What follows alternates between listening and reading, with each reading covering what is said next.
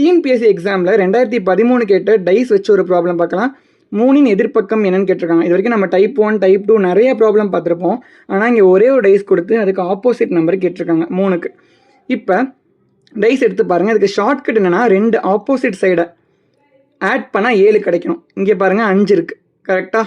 அதுக்கு opposite side என்ன 2 இருக்குது, ஆட் பண்ணால் 7 வருதா. அதே மாதிரி நெக்ஸ்ட்டு 1 பாருங்கள். 1க்கு பாட்டம் ஆப்போசிட் சைடு என்ன 6 இருக்குது கரெக்டாக. அப்போ ஆட் பண்ணால் 7 வருமா. அதே மாதிரி 3க்கு பாருங்கள்.